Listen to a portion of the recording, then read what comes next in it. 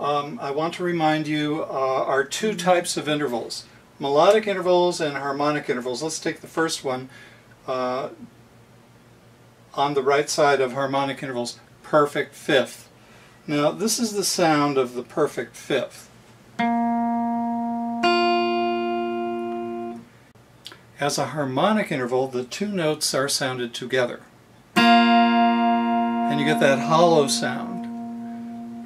As a melodic interval, it's a different story. You get one note and then the other. Or the reverse, that is, a melodic interval has the added dimension of going up or going down. So this is a perfect fifth down.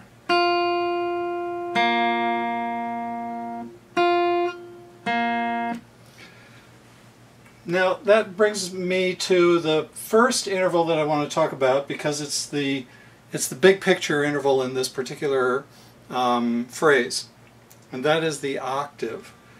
There is a high note at the beginning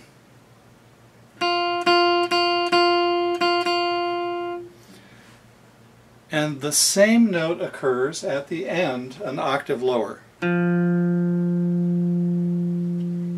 The note is F. Now F, the octave between the high note and the low note becomes symbolic in the entire statement that the song makes. So let me stalk up on that idea slowly here. First, let's begin to cover all of the intervals. The melody goes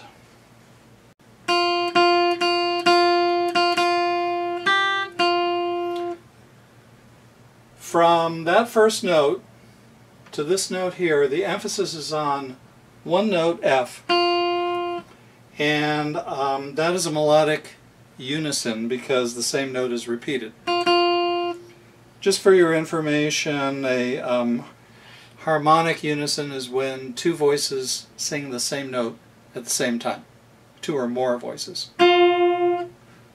Slightly out of tune, but that's the idea. Okay.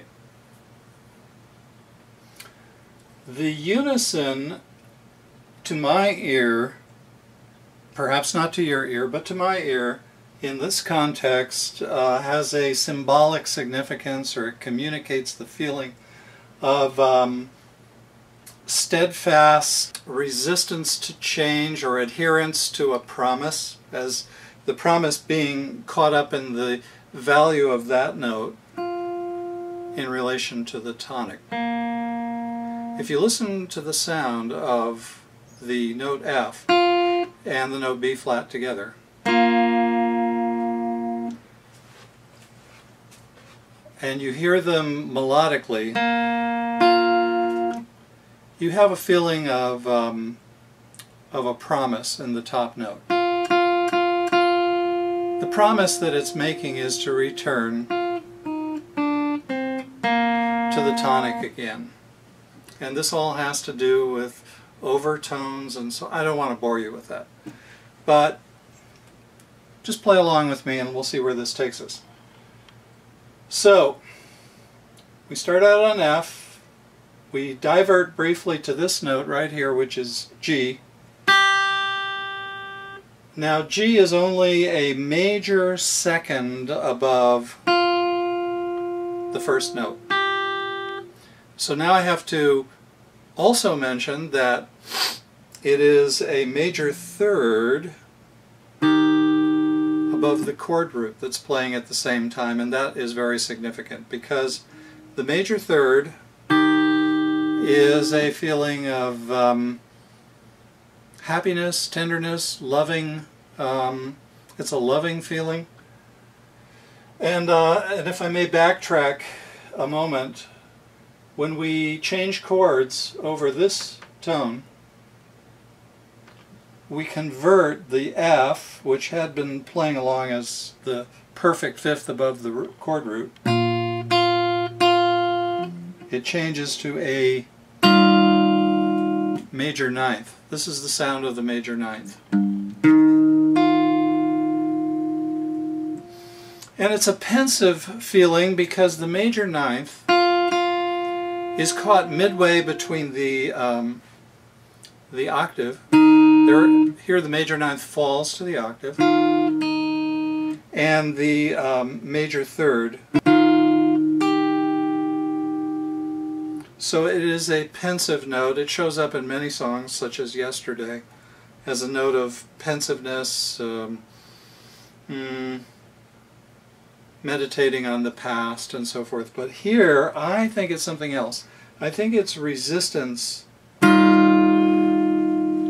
the pull of the tonic, of the root of the chord. And a desire to go in the opposite direction to from the root. It could go to the root, yes, but to go to the opposite side of the root, to the third of the chord. And this note will become even more significant when we look at scale tone mood. Okay, so I've covered the octave. We go from a high note down to an octave below to a low note. Notice the word on the low note, heart, in the lyrics. It's important.